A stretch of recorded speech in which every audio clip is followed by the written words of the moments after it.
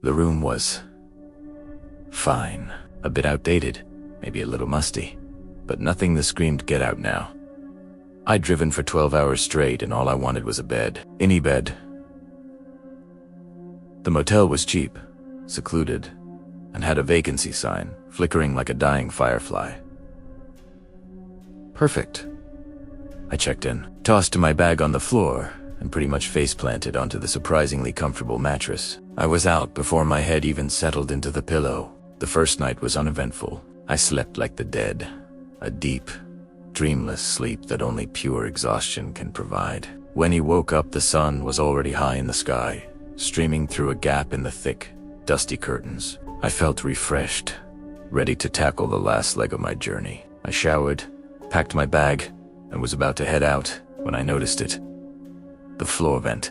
It was one of those old, metal grate types, right next to the wall by the bed. It wasn't the vent itself that caught my eye, but the 4 screws that were supposed to hold it in place. They were loose. Not just a little loose, but almost completely unscrewed, each one sticking out by a good half-inch.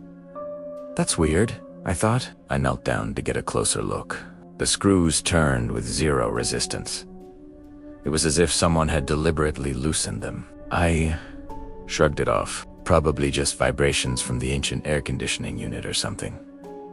Old building, old problems. I tightened them with my car key, grabbed my bag, and headed for the door. But as my hand touched the doorknob, a strange feeling washed over me, a prickling on the back of my neck. It was just a feeling, a gut instinct, but it was strong enough to make me pause. I looked back at the vent. It seemed darker than it should be. I told myself I was being paranoid. I was tired. I was in a new place.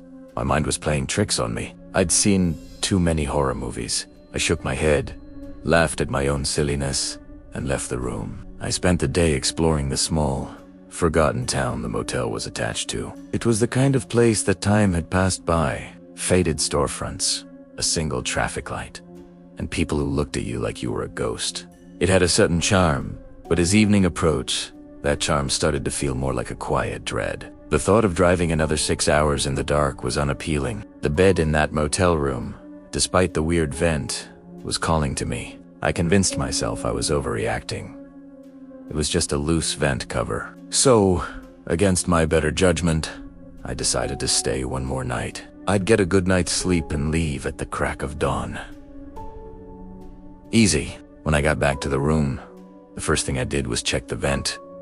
The screws were still tight, just as I'd left them. I let out a breath I didn't realize I'd been holding. See, nothing to worry about.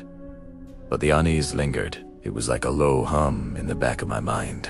I tried to ignore it, turning on the TV to a fuzzy local news channel. The sound filled the silence, but didn't quite manage to chase away the creepy feeling. I couldn't shake the image of that dark, open vent. The idea of someone,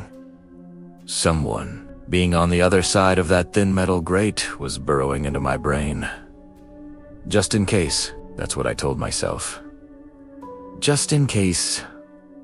I looked around the room. My eyes landed on the heavy oak dresser against the opposite wall. It was a beast, solid wood, and probably hadn't been moved since the 70s. Perfect. It took all my strength, grunting and sweating, to slide it across the worn-out carpet. I positioned it so it completely covered the floor vent. There's no way anything was getting through that. Satisfied, and feeling a little foolish, I finally relaxed. I propped myself up in bed, watched some more terrible TV, and eventually, the exhaustion won out again. I switched off the light and drifted off to sleep, the image of the solid dresser guarding the vent, giving me a sense of security. The waking was gradual at first, a slow swim up from the depths of sleep. But something was wrong. It wasn't a noise that woke me. It was the opposite. It was a profound, unnatural silence. The hum of the mini-fridge was gone. The buzzing of the fluorescent light in the bathroom was gone. Even the sound of crickets outside the window had vanished. The world had gone completely quiet. My heart started to pound in my chest. The digital clock on the bedside table glowed a menacing red. 3 a.m. Of course, my eyes slowly adjusted to the darkness, and I looked towards the foot of the bed, towards where the dresser stood guard. A cold dread, colder than anything I had ever felt, washed over me. The dresser had moved. It wasn't a huge amount, maybe 3 inches, maybe 4.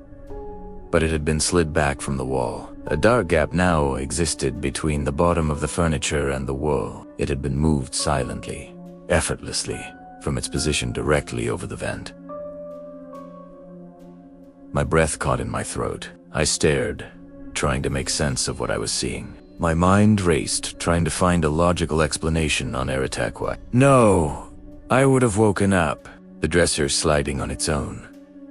Impossible. It was too heavy. As my eyes scanned the floor in the faint moonlight, filtering through the curtains, I saw them, for small, dark shapes on the carpet. The screws from the vent cover were lying on the floor, right next to the gap under the dresser. The silence in the room was deafening, broken only by the frantic drumming of my own heart. I was paralyzed with fear, my body refusing to move. Every horror movie trope, every ghost story I'd ever heard, flooded my brain. But this was real. The dresser had moved, the vent was open. Someone, or something, had opened it from the other side. Curiosity, or maybe some primal, idiotic instinct, took over. I had to know.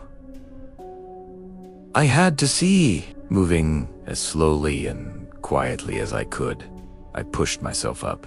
The bed springs let out a faint groan that sounded like a scream in the stillness. I leaned over the side of the bed, my eyes fixed on the dark, rectangular hole in the floor that the dresser no longer covered. The darkness within the vent was absolute. It was a void, a patch of pure black that seemed to swallow the dim light of the room. It felt like I was staring into the mouth of some great, sleeping beast. I held my breath, listening, waiting. Nothing. Just that oppressive, terrifying silence. I leaned a little further, my head almost directly over the opening. I squinted, trying to see anything, any shape or movement in the inky blackness. And then it happened, faster than a blink, faster than thought. A hand shot out from the dark. It wasn't a normal hand. It was caked in filth and grime, with long, yellowed fingernails that looked more like claws. Before I could even process what I was seeing, it clamped around my ankle. The grip was like iron, shockingly strong and cold as ice. A scream finally ripped from my throat, a raw, primal sound of pure terror as I was pulled, hard, towards the hole in the floor.